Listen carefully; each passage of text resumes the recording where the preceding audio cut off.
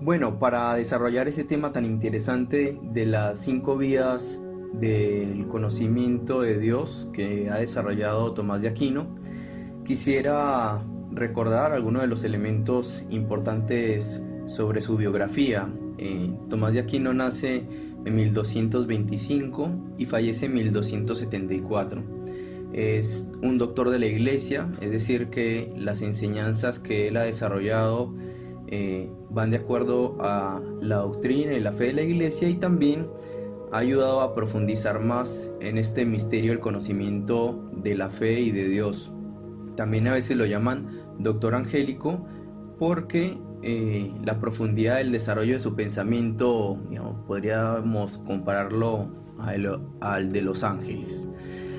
Recordemos que Tomás de Aquino es un monje dominico que en el contexto en el que vivió se desarrollaba la escolástica, que era esta propuesta de buscar integrar el conocimiento a través del razonamiento griego y la revelación cristiana.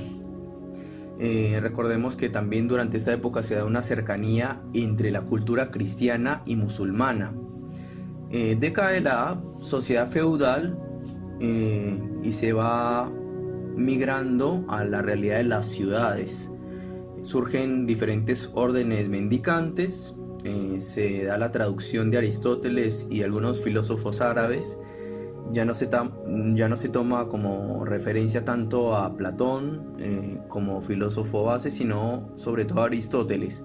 Se crean las universidades, que bueno, Tomás de Aquino enseña en la Universidad de París. Bueno, se crea la Universidad de Oxford en 1096, en París 1150 y Valencia 1208.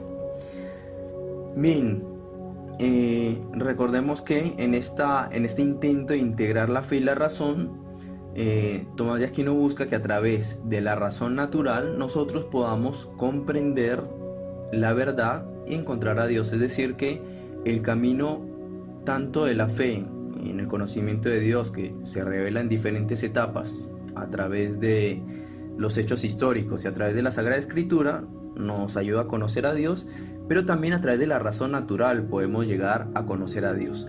¿Cómo podríamos entender o cómo se da esto? Bien, primero vamos a entender un tema importante, que es el movimiento.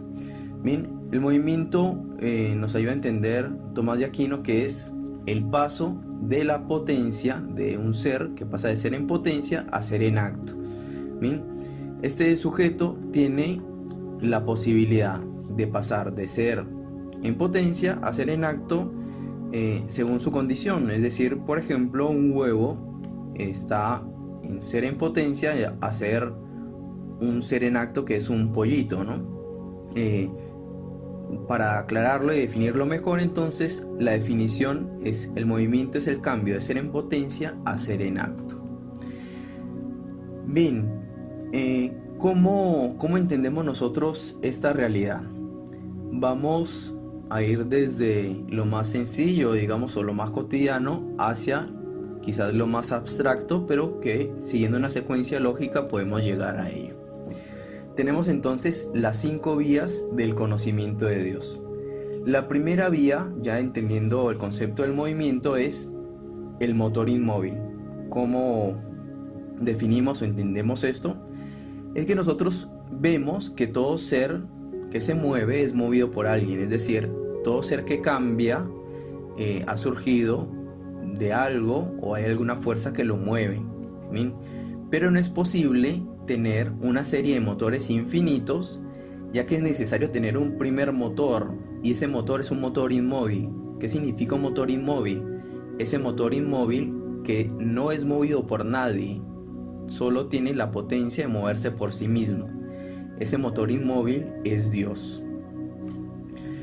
Quizás para graficarlo de una manera más sencilla podríamos ver, no sé, el ejercicio ese que se hace de tumbar una ficha y que esta a la vez tumba varias a su alrededor y va recorriendo un camino. Es decir, que alguien que tiene la fuerza o la potencia para mover la primera ficha y que le da movimiento a toda la otra realidad, no lo mueve nadie. Tiene la capacidad, pues, de tumbar la primera ficha y generar así el movimiento. La segunda vía es la causalidad eficiente. Bien, en el mundo sensible, es decir, en el mundo que podemos ver o leer, tocar, encontramos causas eficientes, es decir, un gallo y una gallina pueden dar vida a los pollitos. Una vaca y un toro le pueden dar vida a un ternero. Pero entendemos y vamos comprendiendo que en nuestra realidad, con todas las circunstancias y diferencias y maravillas que vemos, nos ayuda a entender, por ejemplo, que existen árboles y que esos árboles que han nacido o surgieron de otro árbol del mismo tipo, de una semilla de un árbol anterior, y así sucesivamente podríamos ir recorriendo este camino para entender que hay una causa que no ha sido causada por nadie, ¿bien? Que es una causa incausada. Porque las otras, por decirlo así, los otros seres que existen ya han sido causados por otros, es decir, cada uno de nosotros tiene un padre y una madre, y a su vez nuestros abuelos, nuestros bisabuelos, nuestros tatarabuelos, y podríamos seguir así la secuencia. ¿Bien? Y como les digo, esta realidad diversa que tenemos en todo el mundo nos ayuda a entender que hay una causa incausada, que nadie la ha causado, es decir, que puede por sí misma causar todas las otras realidades que podemos ver. La tercera vía que podríamos desarrollar e ir entendiendo que nos sugiere Tomás de Aquino, que es la contingencia. ¿Qué significa esto? Bien, nosotros hemos nacido, no sé, hace 12, 14, 16, 15 años, hace 20, 30, hemos tenido un inicio en la existencia y vamos a tener un fin. Bien, por ejemplo, si te pregunto dentro de 200 años, dentro de 100 años, ¿en dónde vas a estar? No vas a saber, ¿no? Y hay una realidad que ha estado por sí misma sin que nosotros estuviéramos. Es decir, en el año 1300 existían personas, sabemos que existían personas, que existían árboles, seres, y sin embargo nosotros todavía no estábamos sobre la tierra, ¿no? Entonces, vemos que esa contingencia, esa limitación de todos los seres, por más que sean seres que duran mucho tiempo, no sé, miles de años, millones de años, vemos que son contingentes, es decir, que son limitados en su existencia. ¿Bien? Antes no fueron y ahora existen. ¿Bien? Los seres materiales también se corrompen, nosotros también hemos nacido bebitos y nos vamos envejeciendo, y eso nos lleva a buscar un ser necesario por sí mismo, ese ser que siempre ha estado presente en toda la existencia. Ese ser necesario es Dios. En la cuarta vía vamos a entender los grados del ser. ¿Qué son los grados del ser? Bien, imagínate que vamos a comparar, a ver si tú podrías, ¿qué es más bonito? ¿Un gato angora o una águila calva? Estas águilas que tienen el cuello blanco, bien, que aparece en la bandera de los Estados Unidos. ¿Qué sería más bonito? ¿O qué es más bonito? ¿Un atardecer en la playa o un anochecer en las montañas? ¿Bien? ¿O qué tiene colores más vivos o mejores? ¿O cuál es más perfecto? ¿Un pato de diferentes colores o una flor o una rosa que recién ha florecido? Bien, si nosotros empezamos a entender estos grados de perfección, de bondad y de verdad que hay en toda la realidad, en la naturaleza, en el mundo, vemos que es algo verdadero, que es bueno y que que nace de un grado de perfección y de bondad máxima.